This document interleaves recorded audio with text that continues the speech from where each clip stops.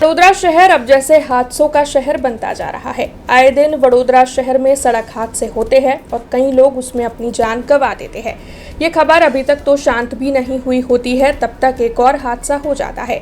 कल सुबह वडोदरा के कलाली ब्रिज पर एक हादसा हुआ था, तब आज फिर सुबह वाघोड़िया चौराहे पर एक हादसा हुआ है जिसमें एक छात्रा की मौत हो गई है।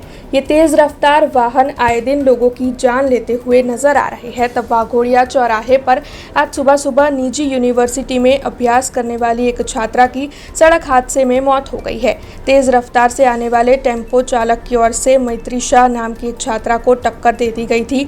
तब मैत्री शाह की मौके पर ही मौत हो गई है, ऐसी खबर सामने आई है। हालांकि पुलिस वहां पर पहुंची, पुलिस ने मामले में शिकायत दर्ज की और आगे कार्रवाई शुरू कर दी है। लेकिन जिस तरीके से लगातार हादसे बढ़ते जा रहे हैं, पुलिस की कामगिरी को लेकर भी कई सवाल उठ खड़े हो रहे हैं। घना समयથી અત્યારે બહુ એક્સિડન્ટ વડોદરા શહેરમાં થઈ રહ્યા છે।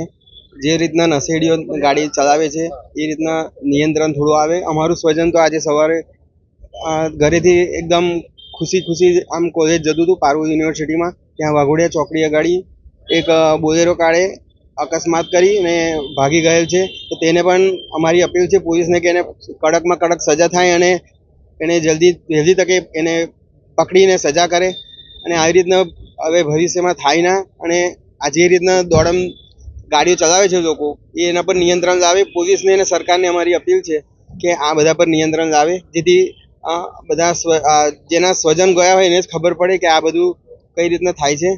એટલે અમારી અપીલ છે સરકારને। हमसे जुड़े रहने के लिए हमारे YouTube चैनल को सब्सक्राइब करें और नई वीडियो की नोटिफिकेशन के लिए बेल आइकॉन को दबाएं।